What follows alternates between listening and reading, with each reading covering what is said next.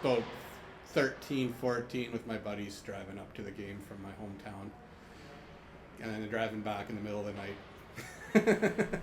We maybe got to go to one game every year at the most, so it was a big deal. There was a game against Calgary in the late 80s, probably 88, where everyone left. I mean, everyone. There might have been 5,000 people in the stands, and we were among them. And Kent Austin was the quarterback, and we were down by at least 3 touchdowns with less than 5 minutes to go.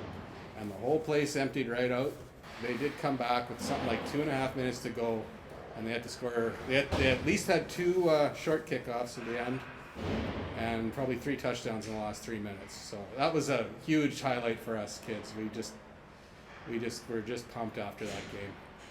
And then of course my buddy's dad drove us straight home right after the game. No pit stops, no nothing, and it was a long ride home because you didn't have any bladder breaks or anything like that. So. I think football is one of those sports in Saskatchewan where anybody can socialize with one another and get together as a group, whether you are whatever color. I think this is one of those things that just can bring people together. And I love it.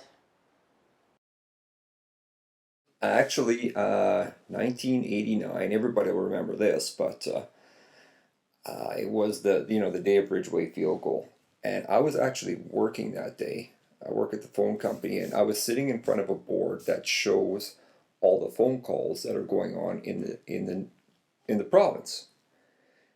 And he kicked that field goal, and 2 seconds later, that board just lit up. Like everybody in the whole province picked up their phone, obviously, to call somebody and talk about that moment. I'll never forget that because it was instant. He kicked the field goal, and the whole province wanted to tell somebody about it, right?